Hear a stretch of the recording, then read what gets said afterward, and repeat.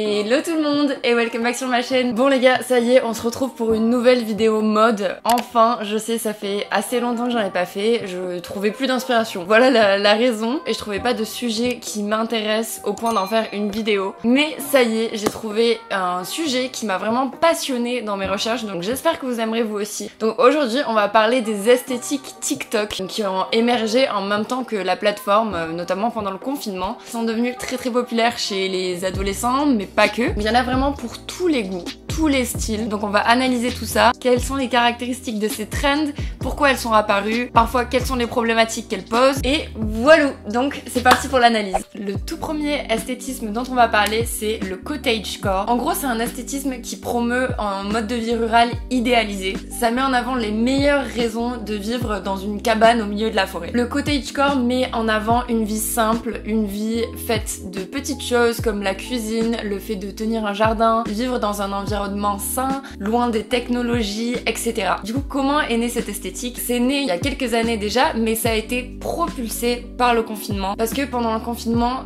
qu'est-ce qui faisait plus rêver que de pouvoir vivre au grand air, pouvoir gambader dans la nature, d'être totalement libre? Bah pas grand chose. Et d'après les trend experts chez Tumblr, il y a eu un pic de recherche de cottagecore à chaque fois qu'il y avait un pic de contamination dans le monde. Donc le cottagecore, c'est un esthétique qui a été lié volontairement ou non à la pandémie et à ses problématiques comme l'environnement. C'est aussi un esthétisme qui permet de romantiser sa vie et donc de s'échapper un petit peu de la réalité. Donc dans un univers à la Jane Austen ou La petite maison dans la prairie, pour échapper au stress et à tous les bouleversements de cette dernière année. Mais cette trend, si romantique et si idéalisée soit-elle, soulève quelques débats. Parce qu'au final, on peut se dire que cette trend, ça s'oppose totalement au féminisme de nos jours. Genre tenir un foyer, faire la cuisine, s'occuper de sa maison, c'est pas vraiment ce qui est revendiqué par les féministes de nos jours. Parce que oui, j'ai oublié de préciser, mais c'est un esthétisme où on voit une grande majorité de femmes. En fait, faut comprendre que le cottagecore, c'est pas du tout conservateur. Au contraire. En fait, ça prône plus un mode de vie loin de la société capitaliste que un retour aux femmes au foyer. En plus, pour montrer que c'est un esthétisme qui n'est pas conservateur, c'est le fait qu'il soit très apprécié par la communauté LGBT. C'est une sorte de safe space pour cette communauté qui fait du monde rural une petite bulle loin de toutes les problématiques sociales de notre époque. C'est aussi un esthétisme qui dénonce la hustle culture, donc le fait de travailler vraiment ardemment pour réussir dans la vie. Ça prône vraiment le slow life. Par contre, on peut aussi noter que c'est quelque chose d'assez paradoxal parce que ça montre une vie simple, loin des réseaux sociaux, mais ça s'appuie quand même sur les réseaux sociaux, qui est l'inverse du slow life, surtout TikTok, avec des vidéos de 15 secondes qu'on scrolle en permanence. Mais voilà, pourtant les deux ne sont apparemment pas complètement incompatibles. Enfin, je finirai par une vraie problématique pour le coup de cet esthétisme. En gros, c'est le gros manque de diversité dans cette trend. On a très peu de personnes noires qui créent du contenu avec cette trend. Donc pour finir avec cette trend, donc la mode cottagecore, c'est les longues robes très fluides. On a ensuite tous les accessoires qui sont faits main, des cardigans, des chaussettes, des pulls. Ça va être toutes les matières naturelles du genre la laine, le coton et voilà. Alors on passe à un second esthétisme que personnellement j'adore, c'est le dark academia. Donc c'est un esthétisme très tourné sur les études supérieures, sur l'art, la poésie, la philosophie, l'histoire, le latin, le grec, enfin vous avez saisi un petit peu le mood. Ça prône la découverte de soi et également la passion pour l'apprentissage. L'architecture de cet esthétisme est très liée aux universités anglaises. Du coup, quelle est l'origine de la Dark Academia? C'est quelque chose qui existe depuis de nombreuses années à travers des films comme The Secret History, Le Cercle des Poètes Disparus, etc. Même Harry Potter en soi, ça reflétait déjà le Dark Academia parce que Poudlard, c'est un petit peu le cadre idéal pour faire des études. Et un immense château avec une grande bibliothèque, avec plein de mystères, des uniformes, etc. Mais sa popularité a été propulsée très récemment, attention suspense, par la fermeture des écoles pendant le confinement. Donc je vous apprends pas que les cours en ligne n'ont pas été une réussite pour tout le monde, y compris moi. Du coup, comme pour le cottagecore, l'esthétisme Dark Academia romantise quelque chose plutôt banal, normalement, donc, qui est la scolarité, et qui a été totalement bouleversé par le confinement. Et de plus, on peut remarquer que notre génération, on fait face à de plus en plus de concurrence sur le marché du travail. Du coup, la plupart du temps, quand on fait des études aujourd'hui, c'est pour avoir un métier plus tard, et pas forcément pour l'amour de la connaissance. Donc la Dark Academia, c'est aussi un petit peu peu la nostalgie de ce plaisir d'apprendre juste pour le savoir. Donc cet esthétisme soulève également des problématiques. Comme pour le cottagecore, c'est un esthétisme plutôt focus sur l'Europe, puisque niveau architecture, ce qui est très représenté, c'est les universités anglaises, et donc il y a encore une fois un manque de diversité. Et enfin, ça va donner également une image de l'apprentissage qui est pas toujours très saine. Donc le fait de travailler très tard dans la nuit à la lumière de la bougie, le fait de boire beaucoup de café, de travailler sans relâche, voilà, ça met en avant un élitisme qui n'est pas très sain non plus. Donc pour terminer sur la Dark Academia, on va parler un petit peu du style vestimentaire. Donc c'est un style vestimentaire qui s'inspire beaucoup des années 1930-1940, avec les uniformes qui étaient portés par les étudiants de la Ivy League en Angleterre, les étudiants d'Oxford, de Cambridge, un petit peu l'élite anglaise. Les vêtements les plus associés à cet esthétisme, c'est les cardigans, les blazers, jupes à carreaux et le pied de poule en général.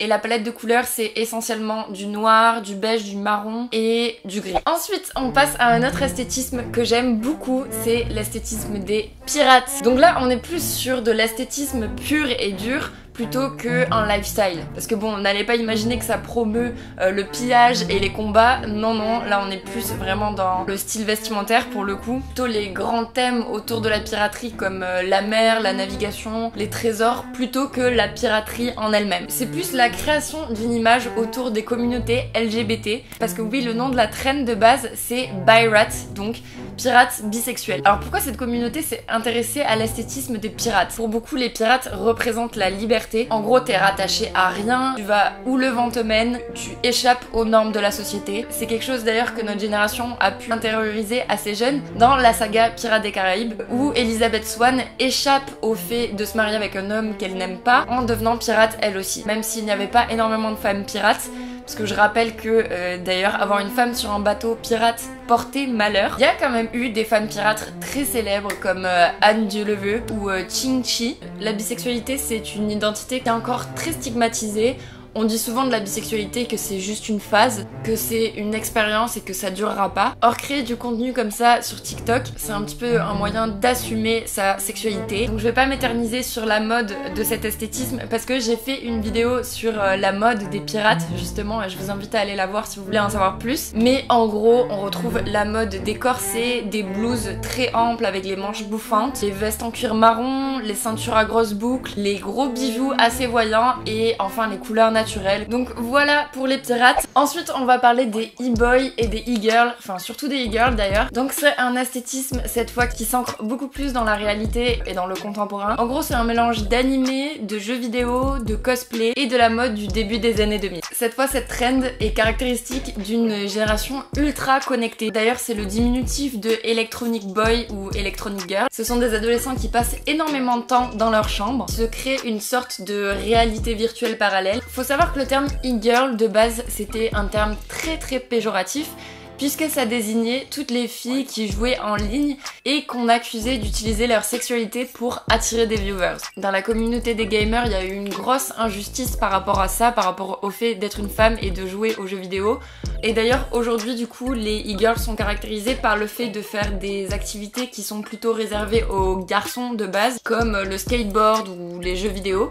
Et du coup, ce terme a évolué pour dénoncer justement ce cyberharcèlement sexiste, entre autres, hein, parce que l'esthétisme e-girl, c'est pas que ça, mais c'est une des visions de cet esthétisme en tout cas. D'ailleurs, Billie Eilish représente parfaitement ce type de e-girl, puisque pendant de nombreuses années, elle s'est habillée avec des vêtements amples, des couleurs de cheveux assez flashy, parce qu'elle refusait justement d'être sexualisée par l'industrie dans laquelle elle était. Ensuite, il y a également le personnage de Harley Quinn qui est très représentatif de cet esthétisme par son apparence unique et son caractère déluré. Parce que oui, d'ailleurs, l'attitude de la e-girl, c'est d'avoir vraiment confiance en soi. Elles sont fières, elles affirment leur opinion et elles sont plutôt progressistes. Mais c'est une trend vraiment très difficile à décrypter parce qu'en fait, dans cet esthétisme, il y a plein de sous-catégories d'esthétisme et il va y avoir les e-girls qui se rapprochent vraiment des emo des années 90.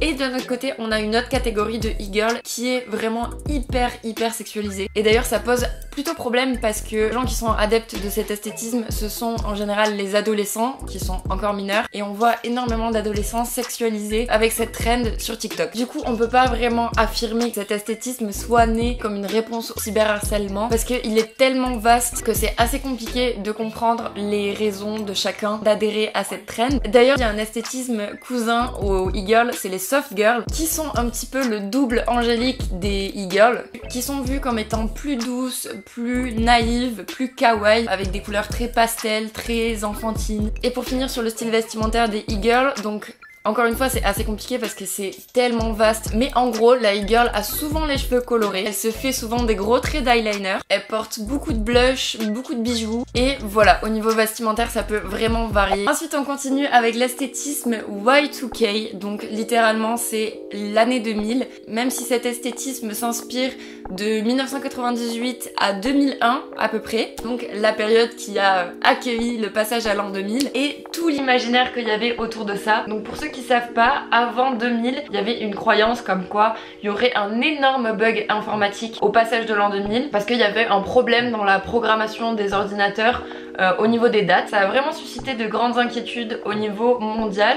Il y en a même qui pensaient que ce serait la fin du monde. Et donc la mode de ce temps va vraiment refléter tout ça. Et donc cet esthétisme est vraiment très tourné vers les technologies et le néo-futurisme. On a énormément de matières synthétiques, des accessoires gonflables carrément et des coiffures extraterrestres. On retrouve de nombreux clips dans ce style, que ce soit de Britney Spears, les Destiny's Child, les Spice Girls. Il y a qu'à regarder les clips de cette époque pour se rendre compte de ce qu'était la mode à ce moment-là. Alors pourquoi la mode du Y2K revient en ce moment? D'abord, je pense que je vous apprends rien, mais la mode est cyclique. Dans les années 70, ils adoraient tout ce qui touchait aux années 50. Dans les années 90, il y avait un petit peu un retour aux années 70. Vous l'avez compris, dans les années 2010, on aimait beaucoup tout ce qui touchait aux années 90, le style grunge, le style hip-hop, et donc logiquement 2020, vous revenez 20 ans en arrière, on arrive dans les années 2000. Ce retour aux années 2000 était un petit peu prévu et attendu, on va dire. Ensuite, il y a aussi le fait que la génération Z sont très soucieux par toutes les questions autour de l'environnement, et donc c'est une génération de plus en plus intéressée par l'achat de seconde main, par les friperies, etc. Et comme les années 2000, c'est une période qui n'est pas si lointaine, c'est extrêmement facile de retrouver des articles des années 2000 comparé à des pièces plus rares des années 70, etc. Et enfin, comme pour le cottagecore ou le dark academia, il y a aussi une certaine dimension de nostalgie qui rentre en compte. Nostalgie pour une période où il n'y avait pas encore tous les téléphones portables, etc. mais où on commençait à avoir plein de nouvelles technologies qui sont venues bouleverser notre monde. Par exemple, les gros Mac Apple là, ça date à peu près de ces années-là. Et en plus, même pour la génération Z qui n'était pas encore née, vu que voilà, ils sont nés vers les années 2005, etc. C'est quand même assez facile de s'identifier à cette période, puisque encore aujourd'hui, on écoute les musiques des années 2000 en soirée, plein de références de la pop culture qui viennent de là. Donc voilà qui nourrit un petit peu la nostalgie autour de cette époque. Voilà les gars, on arrive à la fin de cette analyse. J'espère que j'aurai vraiment rendu justice à tous ces esthétismes. Je pense quand même qu'il est important de noter que ces tendances ne doivent pas non plus être prises au premier degré, et que la plupart des gens qui mettent en avant ces trends ne sont pour la plupart pas conscients de tout ce que j'ai pu évoquer dans cette vidéo. L'esthétisme, c'est d'abord quelque chose de visuel, donc c'est pas nécessairement censé apporter un débat politique derrière, et pour la plupart c'est pas parce que c'est des vintage aesthetics que ça va de pair avec les vintage values. Si ces esthétiques reposent parfois sur des images un petit peu clichés et démodées, au final ils viennent casser justement ces images, comme on l'a vu avec le cottagecore et la communauté LGBT. Donc voilà, prenez pas trop ces analyses premier degré non plus. N'hésitez pas à me dire quelle est votre esthétique préférée. Perso, pour moi c'est le dark academia. Je pense que c'est mon côté étudiante d'histoire qui ressort, et j'aime beaucoup l'Angleterre. Donc voilà, il y a tout ce que j'aime dans cette esthétique. Donc comme d'habitude, si vous avez aimé la vidéo, n'hésitez pas à laisser un petit pouce bleu. Et en attendant, je vous dis à très bientôt. Bisous!